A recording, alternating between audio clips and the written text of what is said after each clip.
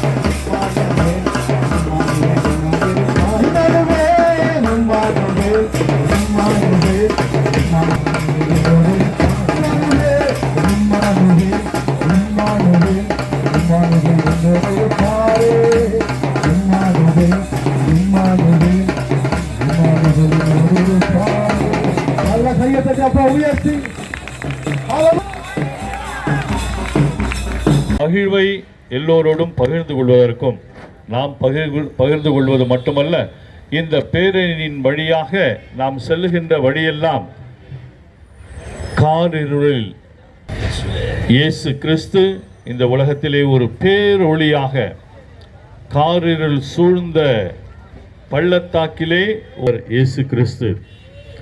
அதைத்தான் என்றால் அது நம் ஆண்டவர் இயேசு கிறிஸ்துனுடைய பிறப்பு விழா. நாட்டு தலைவர்கள் இருக்கிறார், இந்த உலகத்தை கூட ஆண்டவர்கள் இருக்கிறார்கள். அவர்களுடைய பிறப்பு விழாக்கள் எல்லாம் அவர்கள் பிறந்த இடத்திலே, வாழ்ந்த இடத்திலே, அவர்கள் ஆண்ட இடத்திலே ஒருவேளை கொண்டாடப்படலாம். அவர்கள் இருக்கின்ற வரை கொண்டாடப்படும்.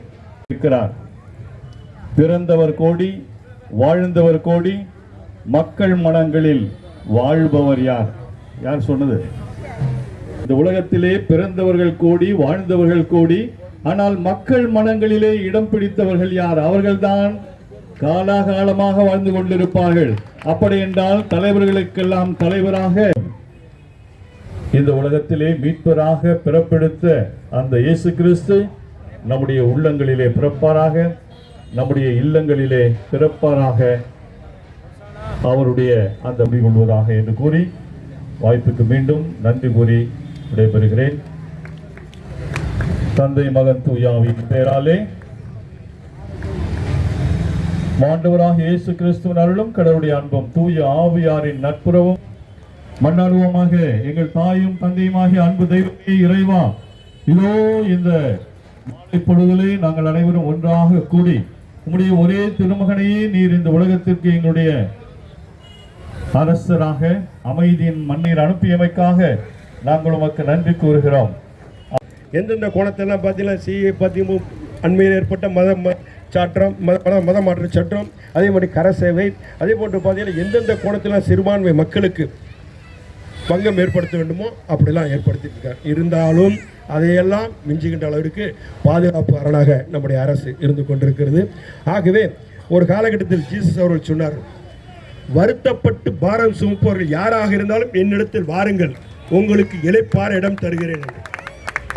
அந்த பைபிளுடைய உயிருள்ள வாசகம் வந்தோம். அந்த வாசகத்திற்கு இணங்கதான் இன்றைய தினம் தமிழக முதல்வர் அவர்கள் வருத்தப்பட்டு பாரத்தை சுமந்திருக்கின்ற சிறுபான்மை மக்களுக்கெல்லாம் இன்றைய தினம் மிகப்பெரிய பாதுகாப்பரானாக இருந்து கொண்டு கண்ணின் இவை போல நம்ம எல்லாம் காத்து கொண்டு வருகின்றார்கள். அதில் இருவேறு கருத்துக்கு இடம் கிடையாது. ஆக கிறிஸ்துவ என்ன சொல்லுது அப்படின்னாக்கா, முழுக்க முழுக்க சகோதரத்துவம், சமத்துவம், ஒற்றுமை, இரக்கம், நீதி, தியாகம், பகிர்தல் ஆகியவற்றை தான் சொல்லுது. ஆக இன்றைய தினம் நடைமுறைத்துகின்ற மிகப்பெரிய ஒரு புனித மதமாகத்தான் நம்முடைய கிறிஸ்தவ மதம் இருந்து கொண்டிருக்கிறது. அதில் இருவேறு கருத்து கிடையாது. மனிதர்கள் அனைவரும் சமம் என்பதுதான் சமத்துவம். யாரையும் வேற்றுமையை பார்க்காதே என்பதுதான் சகோதரத்துவம். இன்னைக்கு இந்தியாவில் பார்க்கக்கூடியலாம் பார்த்தீங்கன்னா வடநாட்டில் எல்லாம் நம்மளை பிரித்து தான் பார்க்குறேன், சகோதர உணர்வோட பார்க்கல. அதே போன்று அனைவரும் சேர்ந்து வாழ்வு என்பது ஒற்றுமை. அந்த ஒற்றுமை தமிழ்நாட்டில் மட்டும்தான் இருக்குது, வடநாட்டில் எங்கேயுமே இல்லை.